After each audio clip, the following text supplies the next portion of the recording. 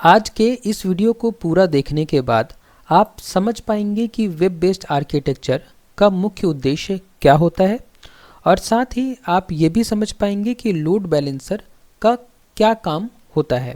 इसके अलावा two tier architecture का सबसे बड़ा नुकसान क्या है, आप इस बात को भी समझ पाएंगे और साथ ही वेब बेस्ड सिस्टम में बैकएंड का क्या काम होता है, इस बात को भी हम इस वीडियो में बहुत अच्छे से समझेंगे। और इनके अलावा APIs के मुख्य कार्य क्या होते हैं, इस बात की भी हम चर्चा करेंगे आज के इस वीडियो में। लेकिन इन सारे क्वेश्चंस के जवाबों को समझने से पहले मैं आपको बता दूं कि नीचे डिस्क्रिप्शन बॉक्स में गूगल ड्राइव का लिंक दिया हुआ है। उस लिंक को क्लिक करके आप आज के इस टॉपिक की कंप्लीट नोट्स को डाउनलोड कर सकते हैं और अगर आप चाहें तो इन सारे सवालों के जवाब आप इस नोट से भी पढ़कर समझ सकते हैं। लेकिन अगर आपको इस नोट से पढ़ के भी कोई डाउट रह जाता है मन में, तो आप इस वीडियो पे वापस आइए और इस वीडियो को कंटिन्यू करिए। उम्मीद है कि आपके सारे डाउट्स क्लियर होंगे इस वीडियो को पूरा देखने के बाद। ठीक है, उसके बाद भी अगर कोई डाउट रह जाता है तो मुझे आप कमेंट बॉक्स में बताइए। तो वेब टेक्नोलॉजी सीखने की इस सीरीज़ का ये 10वां वीडियो है जिसमें हम architecture of web based systems के बारे में पढ़ेंगे। तो चलिए शुरुआत करते हैं आज के इस टॉपिक को समझना। सबसे पहले इंट्रोडक्शन में आज के डिजिटल युग में अधिकतर एप्लीकेशन वेब आधारित हैं। ठीक है, आज का जो डिजिटल युग है जिसमें हम कंप्यूटर से ही सारा काम कर रहे हैं, इसमें ज़्यादातर एप्लीकेशन जो हैं वो वेब आधारित हैं। वेब आधारित है मतलब कि ज़्यादातर एप्लीकेशन हमारे वेब में रन हो रहे हैं। जैसे कि मैं आपको जो प्रेजेंटेशन दे रहा हूँ, ये प्रेजेंटेशन जो मैं आपको दे रहा हूँ ये मैं कैनवा में दे रहा हूँ। ठीक है, आप देख सकते हैं canva.com। ये प्रेजेंटेशन आपको मैं कैनवा में दे रहा हूँ। ये भी एक वेब आधारित एप्लीकेशन है। ठीक है, वेब बेस्ड एप्लीकेशन है। इसमें क्या होता है कि मुझे अपने कंप्यूटर में कैनवा का कोई सॉफ्टवेयर इंस्टॉल करने की ज़रूरत नहीं है। डायरेक्ट मैं क्या करता हूँ, उनके सर्वर पे पहुँचता हूँ, उनके सर्वर पे रिक्वेस्ट भेजता हूँ, लॉगिन करता हूँ और उनकी सर्विसेज को यूज़ करना स्टार्ट कर देता हूँ। ठीक है, तो ज़्यादातर एप्लीकेशन जो है आज के डिजिटल युग में वो क्या है, वेब आधारित हैं।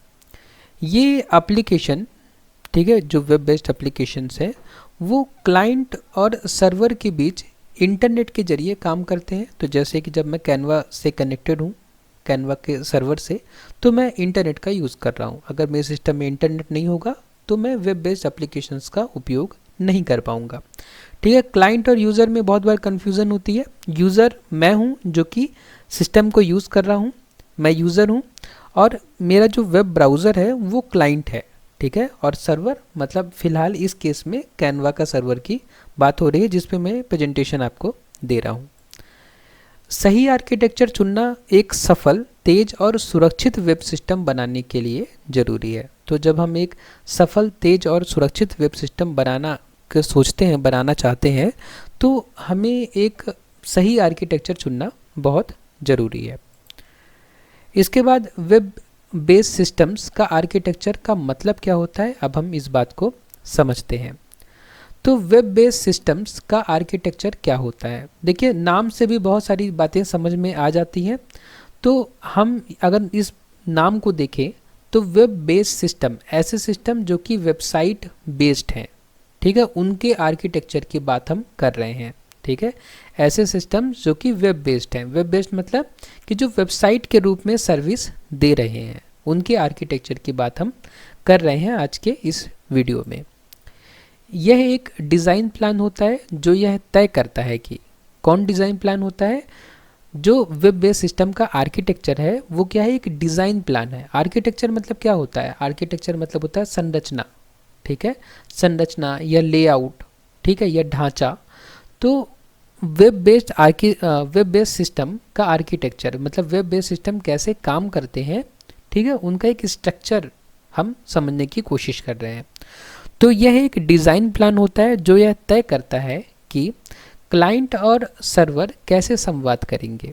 ठीक है, तो वेब बेस्ड सिस्टम के आर्किटेक्चर में ही हम इस बात को समझते हैं कि क्लाइंट और सर्वर किस तरीके से कम्युनिकेट करेंगे आपस में।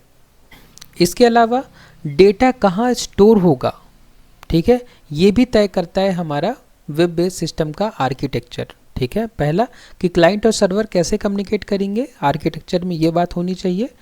उसके अलावा डेटा कहाँ स्टोर होगा, इस बात को भी हमें समझना होगा। बिजनेस लॉजिक कहाँ प्रोसेस होगा, मतलब जो भी प्रोग्रामिंग हम करेंगे इस आर्किटेक्चर में वो एग्जैक्टली कहाँ पे होगी। इसके अलावा सिक्योरिटी और स्केलेबिलिटी कैसे सुनिश्चित होगी। ठीक है, तो जब हम वेब बेस्ड सिस्टम के आर्किटेक्चर की बात करते हैं तो आर्किटेक्चर क्या है, एक डिज़ाइन प्लान है जिसमें इन सारी बातों को हमें तय करना होता है। ओके, उसके बाद उद्देश्य क्या है, वेब बेस्ड सिस्टम के आर्किटेक्चर को समझने का उद्देश्य क्या है, एक ऐसा सिस्टम बनाना जो तेज हो, सुरक्षित हो, स्केलेबल हो और यूज़र फ्रेंडली हो। तो बेसिकली हमें एक ऐसा वेब बेस्ड सिस्टम बनाना है जो कि तेज हो, सुरक्षित हो, स्केलेबल हो और यूज़र फ्रेंडली हो। उसके बाद एग्जाम्पल के लिए जैसे मान लीजिए कि आप अमेज़ॉन जैसी वेबसाइट ओपन करते हैं तो उसमें क्या होता है, क्लाइंट कौन है, क्लाइंट हमारा ब्राउज़र है जिस पे हम वेबसाइट को देखते हैं। उसके बाद सर्वर क्या है, आपके अनुरोध को प्रोसेस करता है। ठीक है, क्लाइंट के जरिए हम क्या कर रहे हैं, वेबसाइट को एक्सेस कर रहे हैं और वेबसाइट को रिक्वेस्ट भेज रहे हैं। तो जो सर्वर होता है वो हमारी रिक्वेस्ट को क्या करेगा, प्रोसेस करेगा। डेटाबेस क्या होता है, सभी प्रोडक्ट्स यूज़र डिटेल्स को स्टोर करता है, कौन, डेटाबेस। इसके अलावा एपीआईज होते हैं जो कि डेटा को क्लाइंट और सर्वर के बीच में ट्रांसफ़र करते हैं। ठीक है, तो एपीआई का काम क्या होता है, डेटा को क्लाइंट और सर्वर के बीच में ट्रांसफ़र करने का। ठीक है, तो ये है वेब बेस्ड सिस्टम के आर्किटेक्चर का एग्जाम्पल। इसके बाद अब हम समझते हैं कि वेब आर्किटेक्चर के मुख्य कंपोनेंट्स कौन कौन से होते हैं। ठीक है, जब हम वेब का आर्किटेक्चर बनाएंगे तो उसमें कौन कौन से कंपोनेंट्स होंगे। तो वेब आर्किटेक्चर में जो सबसे पहला कंपोनेंट होगा वो होगा क्लाइंट। ठीक है, जिसको सर्वर का उपयोग करना है। तो क्लाइंट को हम यूज़र साइड भी कहते हैं या फ्रंट एंड भी कहते हैं। तो वह हिस्सा जहां यूज़र वेबसाइट या वेब एप्लीकेशन को देखता है और उपयोग करता है। ठीक है, तो यूज़र जो है, यूज़र मतलब हम जो कि वेबसाइट को यूज़ कर रहे हैं, तो यूज़र जो है क्लाइंट का यूज़ करके, ठीक है, क्लाइंट का यूज़ करके वेब एप्लीकेशन को देखता है और उपयोग करता है। ठीक है, तो हमारा क्लाइंट कौन है, हमारा क्लाइंट है हमारे सिस्टम का वेब ब्राउज़र या वो एप्लीकेशन जिसके ज़रिए आप सर्वर को या एप्लीकेशन को एक्सेस करते हैं। ठीक है, जैसे मान लीजिए कि आप मोबाइल में यूज़ कर रहे हैं। ठीक है, तो मोबाइल में आपके पास ऐप होते हैं, इंस्टाग्राम, फेसबुक, तो वो आपका क्लाइंट है। ठीक है, उसके बाद यह एक ब्राउज़र या मोबाइल ऐप हो सकता है। तो क्लाइंट कौन हो सकता है, या तो वेब ब्राउज़र या तो आपका मोबाइल ऐप हो सकता है, कौन, क्लाइंट। उसके अलावा क्लाइंट का जो मुख्य कार्य होता है वो क्या होता है, यूज़र के रिक्वेस्ट को सर्वर तक भेजना। ठीक है, याद रखिए यूज़र कौन है, यूज़र मतलब हम जो कि यूज़ कर रहे हैं सिस्टम को। ठीक है, यूज़ कर रहे हैं सर्वर को, यूज़ कर रहे हैं वेब बेस्ड सिस्टम को या आर्किटेक्चर को। तो यूज़र के रिक्वेस्ट को सर्वर तक भेजना और सर्वर से आया जवाब दिखाना, ये किसका काम होता है, क्लाइंट का। ठीक है, क्लाइंट का काम क्या होता है कि यूज़र के रिक्वेस्ट को सर्वर तक भेजना और सर्वर से आए जवाब को दिखाना, किसको, यूज़र को। उसके अलावा जो भाषाएं यूज़ होती हैं क्लाइंट साइड में, फ्रंट एंड में, वो है HTML, CSS और जावास्क्रिप्ट।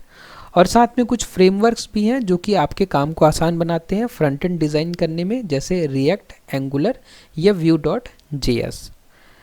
तो काम क्या होता है क्लाइंट साइड का, वो होता है मतलब इनका काम क्या होता है, भाषाओं और फ्रेमवर्क का यूज़र इंटरफेस और बेसिक वैलिडेशन को डिज़ाइन करना। ठीक है, इनकी मदद से हम क्या कर सकते हैं, यूज़र इंटरफेस बना सकते हैं और साथ में बेसिक वैलिडेशन भी हम दे सकते हैं जावास्क्रिप्ट वगैरह का यूज़ करके। ठीक है, तो ये हुई बात हमारी फ्रंट एंड की या क्लाइंट साइड की। उसके बाद जो हमारा वेब आर्किटेक्चर का अगला कंपोनेंट है वो है वेब सर्वर। यह वह मशीन या सॉफ्टवेयर होता है जो क्लाइंट से आए रिक्वेस्ट को रिसीव करता है और प्रोसेस करके जवाब देता है। तो क्लाइंट ने रिक्वेस्ट भेजी वेब सर्वर को या सर्वर को, तो सर्वर क्या है, सर्वर वह मशीन या सॉफ्टवेयर होता है जो क्लाइंट से आए रिक्वेस्ट को रिसीव करता है और प्रोसेस करके जवाब देता है। ओके, एग्जाम्पल के लिए अपाचे, इंजनएक्स या माइक्रोसॉफ्ट IIS, ये क्या है, वेब सर्वर्स हैं। ये सॉफ्टवेयर्स हैं जो कि वेब सर्वर्स को बनाने में उपयोग होते हैं। उसके बाद जो कार्य है वो है स्टैटिक फाइल्स भेजना। किसका? वेब सर्वर का क्या कार्य है? स्टैटिक फाइल भेजना किसको? क्लाइंट को, जैसे HTML और इमेजेस। और डायनेमिक रिक्वेस्ट को एप्लीकेशन सर्वर तक भेजना। ठीक है, तो वेब सर्वर का क्या काम होता है कि क्लाइंट से रिक्वेस्ट आई, अगर क्लाइंट की रिक्वेस्ट जो है वो स्टैटिक फाइल्स की है तो वेब सर्वर क्लाइंट को स्टैटिक फाइल्स भेज देगा। ठीक है, जैसे HTML, इमेजेस, वीडियोस, ठीक है, CSS भी, इन सारी फाइलों को भेज देगा। लेकिन अगर क्लाइंट ने डायनेमिक रिक्वेस्ट की है, कुछ ऐसी रिक्वेस्ट की है जिसके लिए कुछ प्रोसेसिंग करनी पड़ेगी, तो वेब सर्वर जो है, वेब सर्वर वो एप्लीकेशन सर्वर को रिक्वेस्ट भेज देता है। ठीक है, मतलब डेटा को प्रोसेस वेब सर्वर नहीं कर सकता, उसके लिए वेब सर्वर जो है एप्लीकेशन सर्वर को रिक्वेस्ट भेज देगा। उसके बाद में अब हम समझते हैं एप्लीकेशन सर्वर के बारे में। तो यहाँ असली लॉजिक या प्रोसेसिंग होती है, तो एप्लीकेशन सर्वर में ही असली लॉजिक और प्रोसेसिंग होती है। ठीक है, सारी प्रोसेसिंग कहाँ होती है? एप्लीकेशन सर्वर में। जैसे कि यूज़र लॉगिन करता है तो पासवर्ड चेक यहीं पर होता है। ठीक है, तो जब हम लॉगिन करने के लिए यूज़र आईडी पासवर्ड डालते हैं तो यूज़र आईडी पासवर्ड सही है या गलत, ये एप्लीकेशन सर्वर ही हमें बताता है। उसके अलावा एग्जाम्पल के लिए Node.js, ठीक है, पाइथन, जावा, PHP, .NET, ये सारी लैंग्वेजेस हैं जो कि यूज़ होती हैं एप्लीकेशन सर्वर को डिज़ाइन करने में या एप्लीकेशन सर्वर के लॉजिक को लिखने के लिए। ठीक है, तो याद रखिएगा Node.js, PHP, पाइथन, जावा, .NET, ये सारी लैंग्वेजेस यूज़ होती हैं एप्लीकेशन सर्वर के प्रोग्राम को लिखने के लिए। उसके अलावा जो कार्य है एप्लीकेशन सर्वर का वो है बिजनेस लॉजिक संभालना। बिजनेस लॉजिक मतलब कि यूज़र से जो रिक्वेस्ट आ रही है, क्लाइंट से जो रिक्वेस्ट आ रही है डेटा को प्रोसेस करने की, तो डेटा की प्रोसेसिंग यही होगा। लॉजिक की बात इसलिए कह रहे हैं हम क्योंकि हमने यहीं पे सारी प्रोग्रामिंग लैंग्वेजेस का उपयोग किया है। कहाँ पे? एप्लीकेशन सर्वर में। APIs के माध्यम से क्लाइंट और डेटाबेस से जुड़ना। ठीक है, तो इस बात से आप समझ पा रहे होंगे कि पहले क्लाइंट होता है, सबसे पहले क्लाइंट, उसके बाद में वेब सर्वर, उसके बाद में एप्लीकेशन सर्वर, उसके बाद में डेटाबेस सर्वर। ठीक है, तो एप्लीकेशन सर्वर जो है वो क्लाइंट से और डेटाबेस सर्वर से किसके माध्यम से जुड़ता है? APIs के माध्यम से जुड़ता है। ठीक है, तो एप्लीकेशन सर्वर बीच में है, लेफ्ट हैंड साइड में है क्लाइंट और राइट हैंड साइड में कौन है? Database server. इस बात को हम एक डायग्राम से भी समझ सकते हैं। देखिए यहाँ पे आपका क्लाइंट है। ठीक है, ये क्लाइंट है। क्लाइंट ने रिक्वेस्ट भेजी किसको? वेब सर्वर को। किसको? वेब सर्वर को। वेब सर्वर के पास रिक्वेस्ट गई, हमने डिस्कस किया था। अगर ये जो रिक्वेस्ट है वो स्टैटिक पेज के लिए है, स्टैटिक डेटा के लिए है जिसमें कुछ प्रोसेसिंग नहीं करनी है, तो वेब सर्वर जो है रिस्पॉन्स भेज देगा क्लाइंट को। ठीक है, लेकिन अगर यूज़र की जो रिक्वेस्ट है वो स्टैटिक नहीं है, वो क्या है? डायनेमिक है, डायनेमिक डेटा उसको चाहिए, तो वेब सर्वर जो है रिक्वेस्ट भेजेगा किसको? एप्लीकेशन सर्वर को। किसको भेजेगा रिक्वेस्ट? एप्लीकेशन सर्वर को। क्योंकि जब भी प्रोसेसिंग की नीड होगी, प्रोसेसिंग, डेटा प्रोसेसिंग की नीड होगी, तो रिक्वेस्ट किसके पास जाएगी? एप्लीकेशन सर्वर के पास जाएगी। ठीक है, एप्लीकेशन सर्वर के पास रिक्वेस्ट गई, अगर यहाँ पे सिर्फ बात है डेटा को प्रोसेस करने की, तो एप्लीकेशन सर्वर के पास बिजनेस लॉजिक होता है। बिजनेस लॉजिक होता है किसके पास? एप्लीकेशन सर्वर के पास, मतलब प्रोग्रामिंग लैंग्वेजेस का के जरिए लॉजिक लिखा होता है। तो अगर सिर्फ डेटा को प्रोसेस करने की बात है तो बिजनेस लॉजिक का यूज़ करके एप्लीकेशन सर्वर जो है डेटा को प्रोसेस करेगा और जवाब भेज देगा वेब सर्वर को, और वेब सर्वर जो है जवाब भेज देगा किसको? क्लाइंट को। ठीक है, लेकिन यूज़र ने जो रिक्वेस्ट भेजी है, अगर उसको प्रोसेस करने के लिए एप्लीकेशन सर्वर को डेटाबेस की नीड है, ठीक है, डेटाबेस की नीड है, तो वो SQL क्वेरी रन करेगा और डेटाबेस में जाके उसका जवाब ढूंढेगा। जब जवाब मिल जाएगा तो वो एप्लीकेशन सर्वर उस जवाब को कहाँ भेजेगा? वेब सर्वर को, और वेब सर्वर जवाब भेजेगा क्लाइंट को। ठीक है, तो इस तरीके से काम होता है, पहले क्लाइंट, फिर वेब सर्वर, फिर एप्लीकेशन सर्वर, उसके बाद में डेटाबेस। उसके बाद में जो अगला कंपोनेंट है हमारा वेब आर्किटेक्चर का, वो है डेटाबेस सर्वर। यहाँ सारे डेटा को स्टोर किया जाता है, जैसे यूज़र का नाम, पासवर्ड, ऑर्डर आदि। तो डेटाबेस में ही क्या होता है? सारे के सारे डेटा को हम स्टोर करते हैं। इसके बाद में एग्जांपल के लिए डेटाबेस में जो लैंग्वेजेस यूज़ होती हैं वो होती है MySQL, PostgreSQL, MongoDB, Oracle, ये सारी लैंग्वेजेस हैं जो कि डेटाबेस में डेटा को स्टोर करने के लिए और एक्सेस करने के लिए उपयोग होती हैं। उसके अलावा डेटाबेस सर्वर का जो कार्य है वो है डेटा को स्टोर करना, सर्च करना डेटा को या डेटा को अपडेट करना, और क्वेरीज को प्रोसेस करने का काम भी किसका होता है, डेटाबेस सर्वर का। इसके बाद में जो अगला हमारा आर्किटेक्चर में जो कंपोनेंट है, वेब आर्किटेक्चर का जो अगला कंपोनेंट है वो है एपीआई। एपीआई का फुल फॉर्म होता है एप्लीकेशन प्रोग्रामिंग इंटरफेस। इसमें क्या होता है, यह एक ब्रिज है जो क्लाइंट और सर्वर को जोड़ता है। ठीक है, तो जैसे कि हमने पहले ही पढ़ा था कि क्लाइंट और सर्वर के बीच में डेटा को ट्रांसफ़र करने का काम किसका होता है, एपीआई का होता है। मतलब एपीआई के जरिए हम क्लाइंट और सर्वर के बीच में डिफरेंट डेटा को हम ट्रांसफ़र कर सकते हैं। क्लाइंट रिक्वेस्ट भेजता है, एपीआई उसे समझकर सर्वर तक पहुंचाता है। ठीक है, तो क्लाइंट की रिक्वेस्ट को एपीआई लेता है, उसको समझता है और सर्वर को पहुंचाता है, और सर्वर से जवाब लेता है और उसे क्लाइंट को वापस देता है। डिफरेंट प्रकार के हमारे पास एपीआई होते हैं, जैसे रेस्ट एपीआई, एसओएपी, ग्राफ क्यूएल और ओपन एपीआई। ठीक है, ये सारे एपीआईज हैं जिनका आप उपयोग कर सकते हैं अपना वेब बेस्ड सिस्टम में डेटा को एक्सेस कराने के लिए। उसके बाद में जो नेक्स्ट हमारा कंपोनेंट है वेब आर्किटेक्चर का वो है प्रोटोकॉल्स। प्रोटोकॉल्स बहुत ज़रूरी हैं। ये कम्युनिकेशन के नियम होते हैं जो डेटा को एक जगह से दूसरी जगह ले जाने में मदद करते हैं।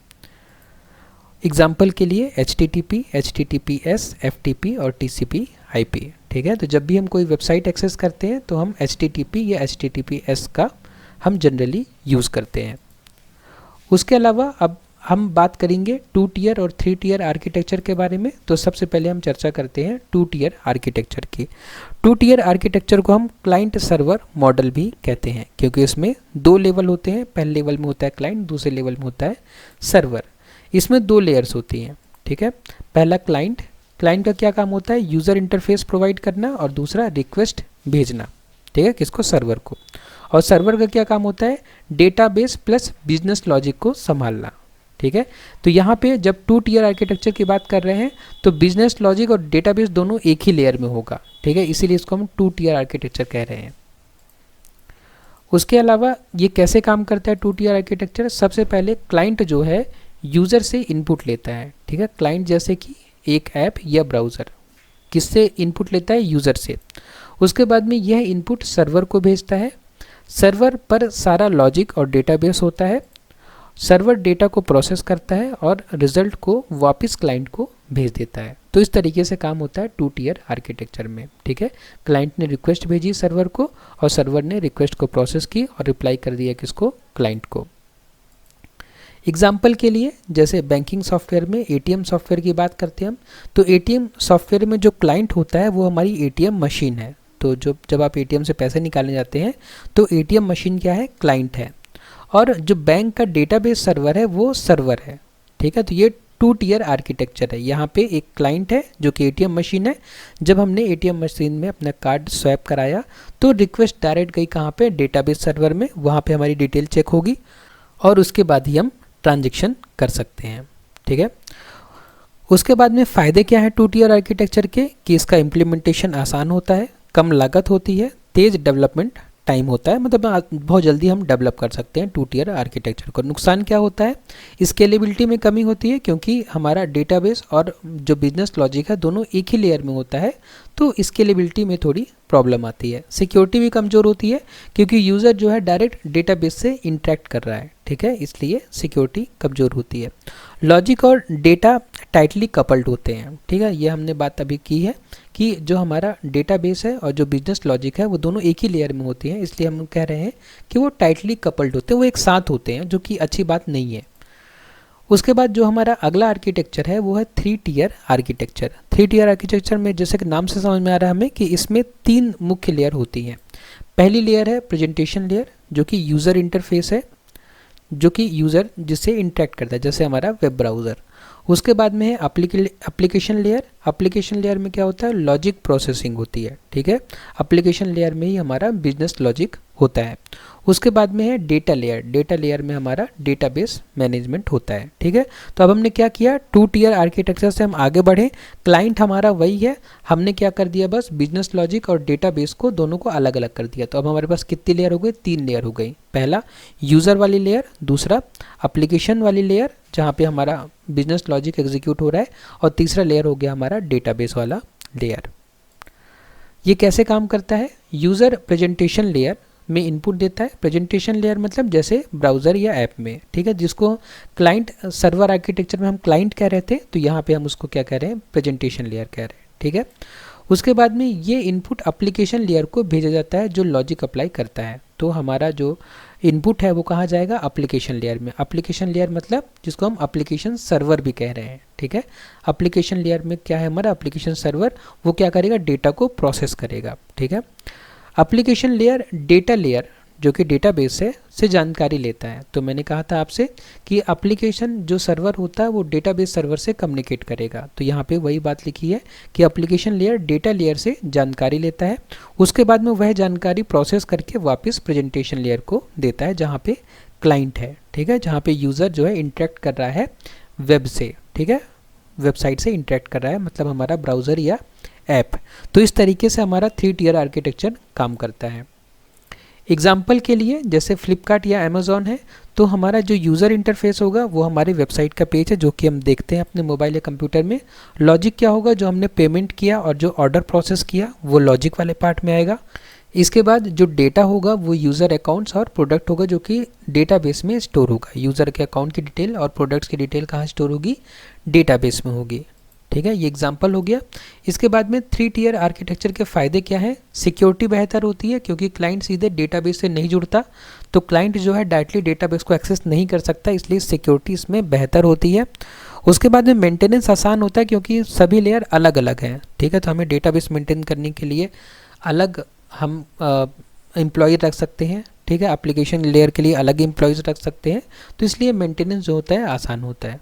स्केलेबिलिटी, आप किसी एक पार्ट को अपग्रेड कर सकते हैं, चूँकि तीनों पार्ट अलग अलग हैं तो हम किसी भी पार्ट को अपग्रेड कर सकते हैं।